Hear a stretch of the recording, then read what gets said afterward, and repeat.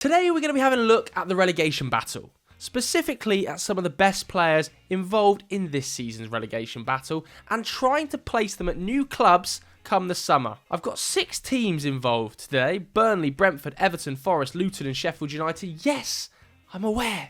I could have included Crystal Palace, but I think with Ollie Glasner at the helm, they're just going to have enough to stay out of it. As you can see, I've got 20 names in front of me here. I'm going to try and link them with clubs I think they would work at. We're going to start at Burnley and with Sander Berge. Despite the fact he's only joined recently, I think he could be a real asset to a lot of Premier League clubs. 6'4", he's got the most minutes of any Burnley outfield player this season. Highly regarded before that move to Burnley by a lot of Premier League teams. There was plenty of interest in his signature, wasn't there? Still only 26 years old as well, and a really nicely rounded midfield profile. Sure, this season he's struggled. You know, it's abundantly clear, hasn't he? He's done pretty decent defensive work. He's still a good passer of the ball, and his physicality gets him over the line quite a lot. But in a more ball-dominant team in the Championship, you can see where he thrives. He gets in and around the edge of the area. He arrives late in the box.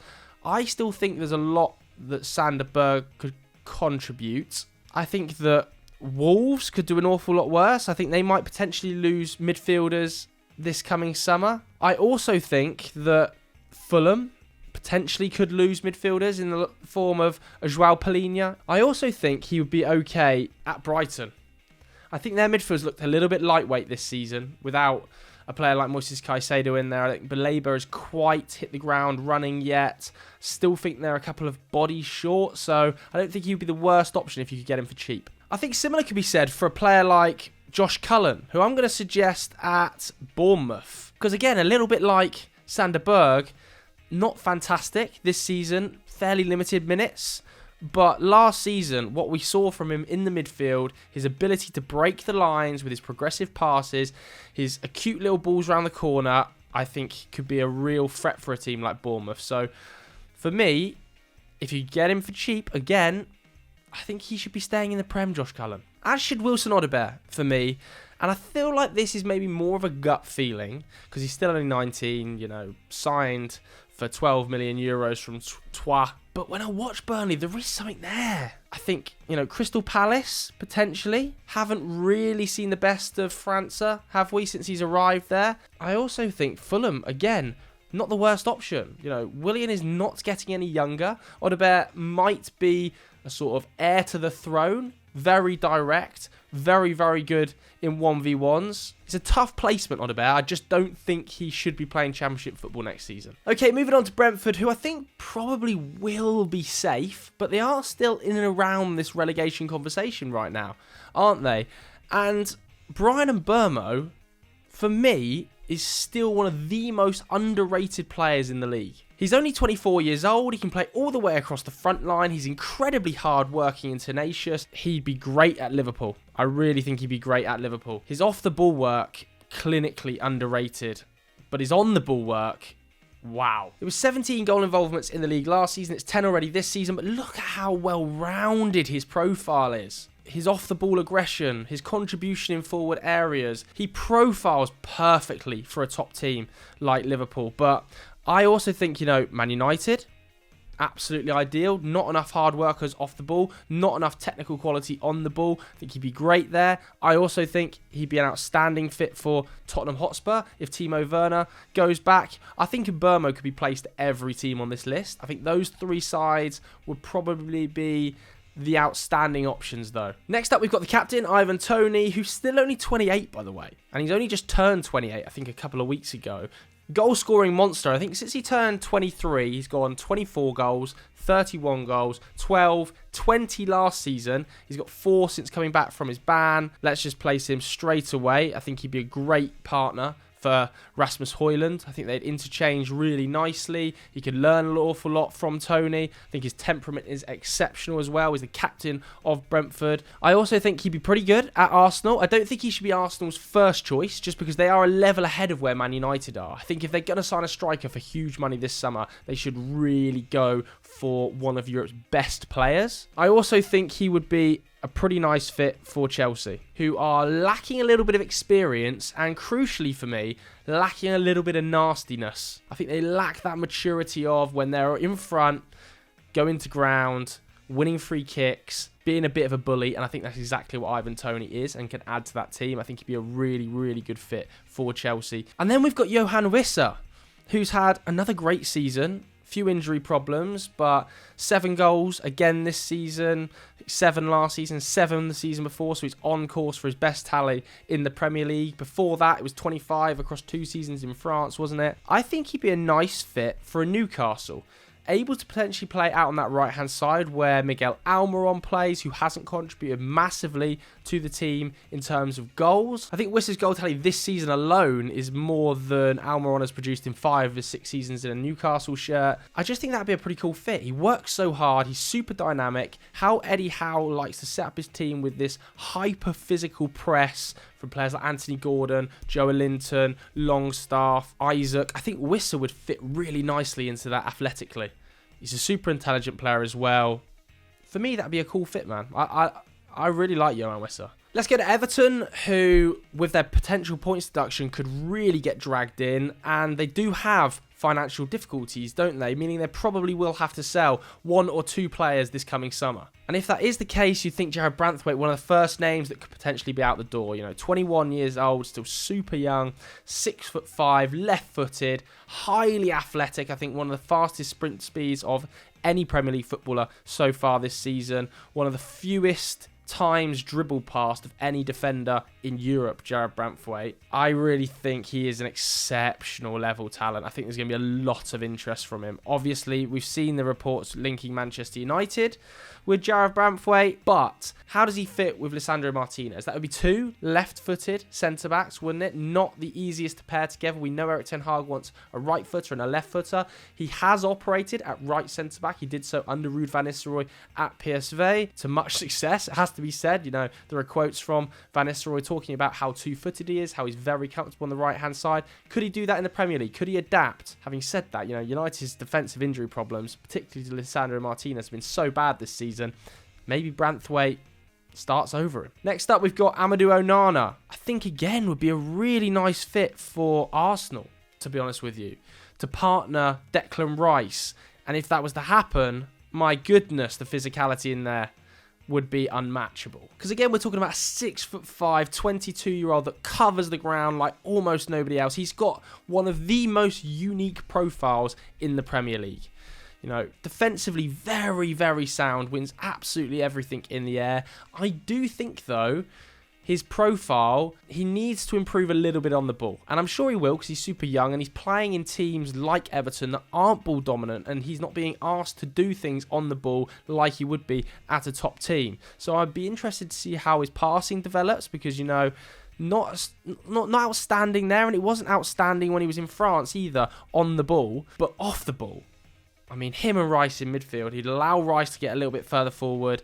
That would be an extremely scary sight. That leaves Jordan Pickford, and I'm not going to lie, I've really struggled to place him. He's 30 now. Let me know in the comments where you would put Jordan Pickford. If Everton go down, where would he go next season? Because he's 30 now.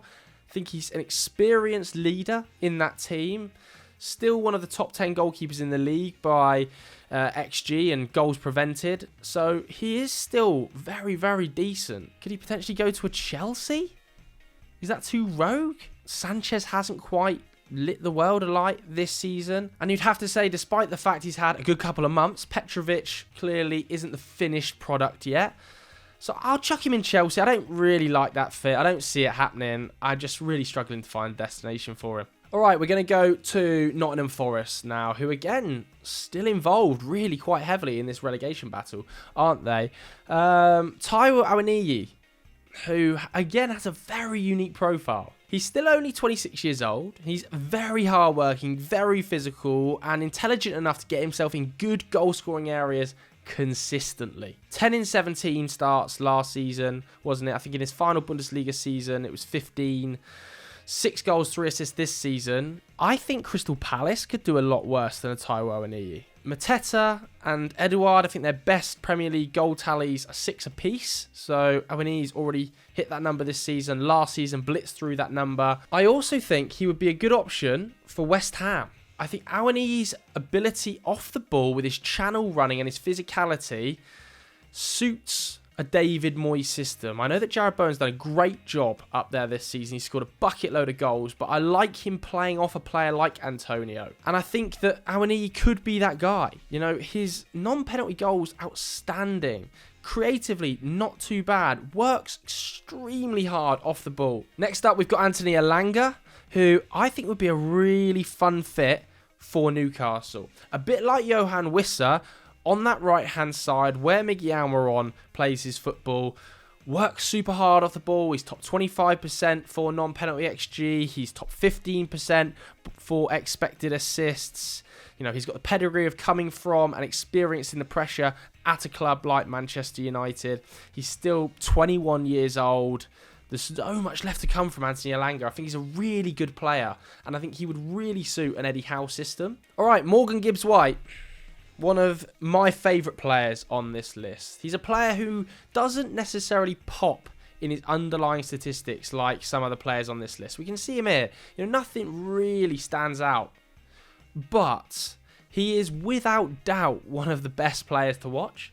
Like, his dribbling ability, his control in tight spaces, his creativity, his ability to pick a player out in the final third. It feels like he should already be playing for a top 6 side, in my opinion, despite the fact he's 24 now. I think Aston Villa could be a good fit for Morgan Gibbs-White. Whether or not they could pull that deal off, given that he was previously at Wolves, but I think he would suit an Unai Emery system. He's quite individual, isn't he? We could see similar sort of output to how Leon Bailey's hit the ground running under Unai Emery. Moussa Diaby is slowly sort of embedded in, hasn't been fully trusted, but definitely an exciting player. I think having another player like Morgan Gibbs-White in your armoury would be incredible. And I also think he'd be awesome under Ange Postecoglou. We're not done with Forest yet, though, because Murillo, I think, you know, what again? A really good level talent, man. 21 years old, left-footed, extremely confident on the ball. Like, in terms of ball-carrying centre-backs, he's one of the best to watch in the league. He just kind of goes past people in this sort of helter-skelter manner. I think Newcastle would be a good fit for a player like him. You know, Newcastle, who have had injury problems, particularly on the left side of the centre-backs, to Sven Botman, back-to-back ACL injuries, now had his surgery. That might take a long time to recover from. Do you want to play Dan Burn in there? You know, Lascelles has also done his ACL. Murillo would be an amazing pickup for them. Imagine how aggressive he could be in an Eddie Howe system. Could you suggest him for Man City? I feel like I can't find a suggestion for Man City so far, and that's obviously to do with the quality of their squad. Same with Liverpool, and, you know, the Arsenal ones are quite niche, but maybe Murillo is like one of the few you could, just because he is such an amazing ball carrier and aggressive defender. You look at him here, I mean, top 3% of successful take-ons in the Premier League for centre-backs this season. But if you go to, you know, Brazil, it'll be the exact same. This guy is just a behemoth carrying the ball. I don't know what goes on, but he's so exciting to watch. I might, just for a joke, suggest him for Man City. It's never going to happen because they've got Ake, they've got Gvardiol, but imagine what Pep would do with him. Pep might make him into a winger. That leaves Ibrahim Sangare, doesn't he? Football Daily Folklore, Sangare hasn't had a great season, I don't think. 13 starts in the Premier League, just 190 minutes in 2024, isn't it? But there is still a player in there, man. There is. He's still only 26 years old. I can see him going to a European side, to be totally honest with you. I'd like to see him at Brighton, though. Maybe a Fulham as well. Wolves, too. And I'll tell you who else I think he could suit. Potentially somewhere like West Ham. Maybe a Thomas Souček upgrade. Another midfield option for that side who have developed such a strong midfield core with the likes of Alvarez, with Lucas Paquetá, with Mohamed Kudus playing in there, James Ward-Prowse, Thomas Souček, a player like Sangare as another option in there. Really exciting. We're on to Luton and our favourite, Ross the King Barkley. We love the guy. What a remontada. And yes, let's be real, he's not going to go to the Euros with England, but his output in an attacking sense, frightening. In a ball progression sense, amazing. I mean, in 1v1s and take-ons, you cannot get the ball off him. He's been so good for Luton. Honestly, I can't put it into words how much I've loved watching Ross Barkley this season. 23 starts, so his fitness is held up, 8 goal involvements. Tough player to place. Maybe a club like Fulham, who are looking for more depth in midfield. Tom Cairney's got a lot of minutes this season. Could Barkley be an upgrade there? Play him alongside a player like Alex Iwobi, and you've immediately got way more ball progression. I would love Barkley to stay in the Premier League. I really hope he stays in the Premier League. I'm gonna leave him at Fulham for now. Can live in London, not far to move. That would be a fun move, wouldn't it? Next up, we've got Alfie Doughty, who's had an amazing season at Luton. These stories shouldn't be taken for granted. You know, he had a great campaign in the Championship last season, but it feels like he's gone to new levels with his ability in 1v1s. His take-ons are off the charts. His delivery is excellent, both from open play and dead balls. Tell you where I think would be fun. Palace. I really like Tyreek Mitchell. I think he's an excellent left-back, but he's very much a defensive left-back.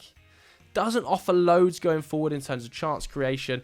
Doughty would. I think that's a nice balance. Imagine having Tyreek Mitchell and Alfie Doughty in your squad. You could, when you're playing against teams you think you could beat, you can play out Alfie Doughty on that left-hand side, be much more attacking. When you're up against it, you can play a player like Tyreek Mitchell. He could also, by the way, be a good pick for Wolves. I think it's likely they are going to lose Ryan Aït-Nouri in the summer. You know, he's been one of their standout players for quite some time now, and if they do, Doughty be wicked, man. Teden Mengi as well has to get a shout, doesn't he? He's been outstanding at 21 years old. Obviously heavily linked with a move to Bayer Leverkusen in January. I think they'll probably come back in for him in the summer. Ex-Manchester United. I think one of the most minutes of any Luton player that's an outfielder this season. I mean, I've put all the Luton players at Fulham, so let's not stop there. You know, they've got Tosin leaving in the summer.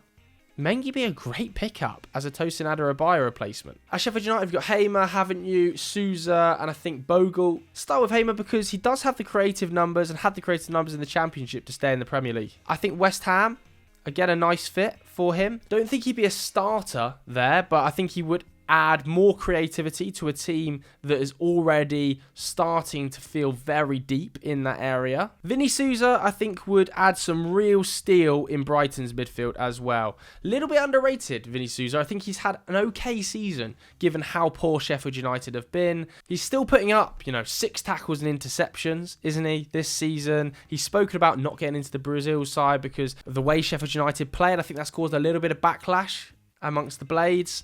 But I still think he'll stay in the Prem. And I think, maybe even Wolves, somebody like that. But Brighton would be a good option. And then finally, you've got Jayden Bogle, who I think, again, would not be the worst option for West Ham. I know he spent a lot of time as a wing-back this season, but his underlying numbers defensively, very strong. As we've seen from most David Moyes fullbacks, they've got to be. Also contributes in forward areas. I think Jayden Bogle, given that he is, still only 23 years old, his ceiling is much higher than Sheffield United, should be staying in the Prem. And I think West Ham would be a fun option. So there we go. 1 relegation star each club should sign. Let me know where you think each of them should go in the comments below. If you enjoyed this video, hit the like button. We'll see you later. Goodbye.